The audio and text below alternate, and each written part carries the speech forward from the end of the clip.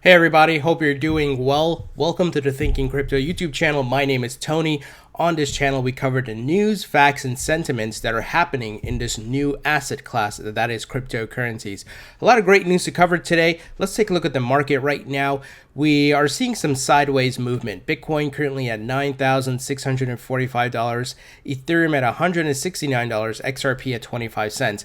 So we actually are seeing a bit of green from a 24-hour perspective, just about 1 to 2%, nothing major. So let's see where we continue. Hopefully we can, Bitcoin can have a breakout and work its way back up because we're obviously primarily focused on Bitcoin because the market moves with Bitcoin. You know, the alts haven't decoupled from Bitcoin as yet. And on that note, billionaire, ex-Wall Streeter, crypto bull Mike Novogratz said Bitcoin right now is going through some consolidation as the institutions line up. And we know like Bakkt is getting ready to launch in September around the 23rd. They're opening up their custody next week. So big things are ahead. But he's saying zoom out a bit. And here's his quote. Bitcoin started the year at 3,800. So if you recall, we bottomed in December. It was blood on the streets, right? And then now we worked our way back up over 10,000. We went near 14, but now we're currently sitting just below 10,000. But if you were to compare where, you know, if you bought in December or early January, you certainly made profits, right? So zooming out certainly helps in having perspective, and we are certainly on the way up. Sometimes, you know, we can look at the news and the items on a weekly standpoint and have tunnel vision of just the week or a couple of weeks, but we got to zoom out, right? We are on the way up. It's going to be a roller coaster ride, but things are looking pretty good here, guys. Now, as you guys know, I hold Bitcoin, I hold XRP, Ethereum, and other cryptos. I personally diversify. My top three, as far as the percentages of my portfolio, are XRP, Bitcoin, and Ethereum. So we got some interesting news here around XRP. SBI Holdings, which is the Japanese conglomerate super bank in Japan, of course, they're very bullish on XRP. They are going to be leveraging it. There's also a subsidiary of Ripple there with SBI Ripple Asia. SBI Holdings subsidiary to pay shareholders dividends in XRP. Very interesting use case here. There's so many different use cases and utility items being built around XRP. So let's go through the details here. On August 29th, Morningstar Japan, a subsidiary of financial services giant SBI Holdings, announced that it will offer its shareholders dividends in the form of XRP tokens. According to the statement, the Japanese company will offer 30 XRP to its shareholders if they hold a minimum of 100 shares by September 30th. It is also noted that shareholders are eligible to receive 30 coins of the world's third largest cryptocurrency by its market capitalization if they open an account with crypto exchange SBI VC Trade. So they're talking about the exchange part of the business, which is SBI Virtual Currencies powered by XRP. So very interesting move here by the folks at SBI Holdings. Didn't see this coming. And if this is part of another use case of paying shareholder dividends, oh man, it's going to be big because we know the biggest use case around Ripple is, of course, payments, right? Cross-border payments, where XRP serves as a bridge asset for different currencies. And we know that many institutions are going to leverage it. And we have the first US bank has gone live on RippleNet. There's no distinction here of if they're going to use Xcurrent, Xrapid, which leverages XRP, or XVIA, or they could be using all. This is what we've always talked about.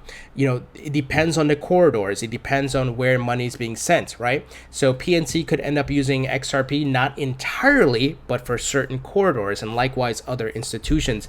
But guys, this is a big win for Ripple here, and their goal is to push banks to use XRP. And Brad Garlinghouse has said, you know, major banks are going to be leveraging XRP and holding it. So I'm certainly bullish on XRP. I'm also bullish on Bitcoin. So please, the maximalist people, please don't start trashing one coin and the other. Look at the facts and the use cases that are being built. So really big win here. On the note of, you know, crypto adoption, and crypto's here to stay in the new emerging asset class, billionaire Alan Howard eyes $1 billion crypto fund management venture. So a lot of the hedge funds on Wall Street, a lot of the major players are looking to start their own funds. And guys, this is a sign of things to come. There's so many popping up now. So Elwood Asset Management, owned by British billionaire and Brevin Howard founder, Alan Howard, is planning a $1 billion venture into the crypto hedge fund space. The Financial Times reported on August 30th that the asset manager is developing a platform that would tailor portfolios of crypto funds for institutional investors. So we, as the early adopters here, are really ahead of the curve, ahead of the game, because the big players are getting in now, right? We just talked about back launching next week. The mass marketing is coming, and more money is going to be put into this market, and we just got to be patient, right? Think about the current asset classes and markets that are not doing well, like the stock market and so forth, right? People are going to start looking for other options. So big things on the horizon. Now, let me refresh this here. You guys know I like to be factual. I look at the facts, and if something is wrong, I have to own it and call it out. Well, Bitcoin's Lightning Network found to have a security vulnerability, or multiple vulnerabilities. Bitcoin's Lightning Network, an experimental second layer scaling solution built on top of the Bitcoin network for quicker transfers, has been found to have some security issues here. An Australian software programmer and a Bitcoin Lightning coder tweeted Friday saying that security issues have been discovered in various Lightning projects, which could cause loss of funds. So this is not good. Now, could they fix this? Sure, but this is not good, because the Lightning Network is going to be big for Bitcoin from a scaling perspective. Now, will this kill Bitcoin? No, because we've already seen that because of the decentralized nature of Bitcoin, where it's accessible globally, and what's been happening in the macroeconomic system and world and things like that with government and trade wars, Bitcoin will continue to be a hedge against those things, along with other cryptos. So there are people who look at things like this, for example, XRP maximalists, and say, well, oh yeah, Bitcoin sucks and so forth. But you can't just say that in a vacuum, like Bitcoin sucks and it's slow. Yes, we know that, right? It's slow, and that's why they're trying to build a Lightning Network. But keep in mind, the primary use case of people using it as a store of value, a hedge against the macroeconomic issues, right? They're not using any other crypto like that. They're using some of them, but the majority, right, are using Bitcoin. And that's why all these major players like Back, Ledger X, and all of them are building a Bitcoin-focused financial products and instruments. So you can't ignore that. Those are facts, right? Even though, yes, there's a facts that shows Bitcoin is not great from a utility standpoint, but you got to look at it holistically. I hope you guys get that. You got to look at all angles, right, guys? So very bad news here for the Lightning Network, and I'm going to watch this closely to see what happens. They could fix it or something else, but this is not good for Bitcoin's utility long term. Now, interestingly enough, Bitcoin miners made $14 billion to date by securing the network. So obviously, proof of work token, right, that Bitcoin is, miners are rewarded, and the revenue growth has been increasing. So this is very interesting. And of course, the Bitcoin mining rewards are going to be cut in half next year with the Bitcoin halving coming up. So very interesting times ahead, and it looks like it's very profitable here to be a Bitcoin miner. Some interesting news, and to my point of what I just made about Bitcoin's utility may suck, but people are still using it as a main catalyst or a main element of hedge against macroeconomic issues. Hong Kong businesses begin adopting Bitcoin as a form of protest. So you guys may hear on the news, or may have heard, I should say, on the news about the issues that are going on with Hong Kong and China. The pro-democracy, anti-government protest movement in Hong Kong is spurring wider adoption of cryptocurrencies like Bitcoin. Yahoo Finance reported on August 20th that the political upheaval in the city, which has now entered its 12th week, is prompting several local businesses and individuals to switch using non-sovereign and decentralized digital currencies.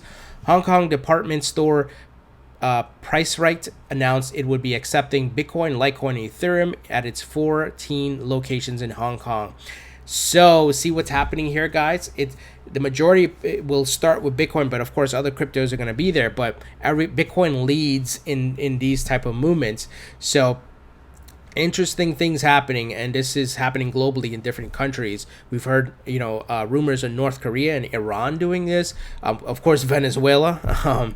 Needless to say, the people there are have no choice. They have this crappy fiat currency that's they're even dumping in the garbage, and they're resorting to Bitcoin and Dash and other cryptos.